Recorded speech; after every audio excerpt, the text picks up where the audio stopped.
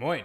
What's going on, everyone? This is another one of those weird border things that happens in Europe sometimes. Let's get into it. The confusing borders of Lake Constance. Let's go. Lake Constance, it's a lake in Europe which shorelines of Germany, Austria, and Switzerland have shores on. So I understand that it's somewhat in dispute, but kind of also not. Let's check it out. Behind me is Lake Constance. It is a big lake near the Alps in the middle of Europe. This bit of me is in Germany, and this bit of me on the other side of that sculpture is in Switzerland. They took down the border fence and they replaced it with sculptures. A few miles away behind me over that horizon is Austria, and all three countries have a shoreline on Lake Constance. But if you look at a map, you will notice that something is missing. The lines that denote where the international borders are, the lines that I'm standing on right now, stop at the lakeshore. Lake Constance is a condominium, which is a fancy way of saying that it belongs to more than one country. But no one's... A condominium? I've never in my life heard a lake referred to as a condominium before. My contextual understanding of condominium is like an apartment building, right? Condos is what we call them here. Hey, Jim, where are you living these days? Oh, we just bought a new condo. Oh, is that right? Nice. What are your monthly fees like? Oh, they're through the roof, but you do what you gotta do. Interesting. entirely sure who. We are used to the idea that the Earth is divided up and different countries own different bits of it, which is kind of a strange idea when it's put like that, but since most of the world agrees on it, we stick with it. Laws, taxes, rights and responsibilities change at formal, defined lines. Okay, there are international waters and Antarctica. Yeah, I mean, we kind of have to have that because some countries are better than other countries, unfortunately. Some countries are more free. Some countries have better human rights. Some countries have, right? Like, I'm not going to get into that right now. Antarctica is a special case, and okay, there is that one bit of Africa where two countries both don't want to claim it, but generally... I don't know if better is the right way to put it. More of like a better quality of life is had in certain countries as opposed to other ones, right? Some countries are richer.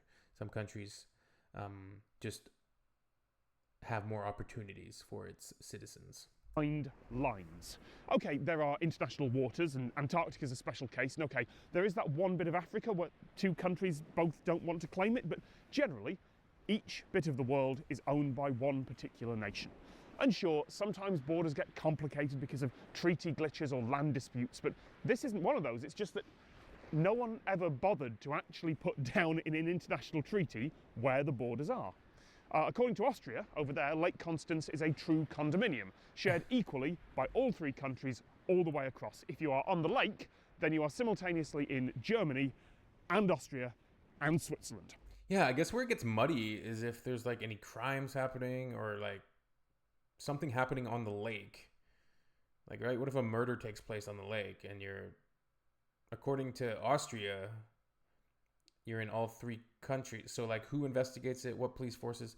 If there's a rescue that needs to happen, I guess they all need to work in concert with one another in these types of situations. Say there's like an SOS or there's a boat sinking or there's search and rescue situation or drug smuggling, murders, crime.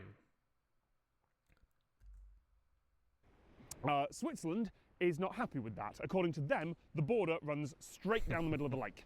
And Germany is basically like, no one really has a problem with this. If there are Germany's like, any legal issues, they're settled on a case-by-case basis. So if you're wondering what happens if someone gives birth in the middle of the lake and what citizenship their kid would have, or what would happen under salvage laws if someone pulled up sunken treasure from the middle, I mean, the answer is, we'll sort it out when we have to, and in the meantime, no one's really going to mind. The only people that this lack of defined border affects are cartographers, map makers. There is no option on most digital maps for computers and people don't know where to draw the line. Oh well, it is what it is, right? It's been like that for a long time. It'll stay like that. They at the end of the day, they work it out when they have to. It's like you said. Um, the borders, if there's issues, we'll cross that bridge when we get to it. Is kind of seems to be kind of the attitude. But I do wonder if there's like I'm gonna look up now and see if there's like incidents happening and kind of who responds or how the collaboration happens. Interesting though, good stuff. It looks like a beautiful lake. I'm sure it's a beautiful spot in the summertime and the wintertime, but in the summertime for swimming and all of the fun summer things. All right, cool. Thanks for the recommendation. We'll see you on the next one. Peace.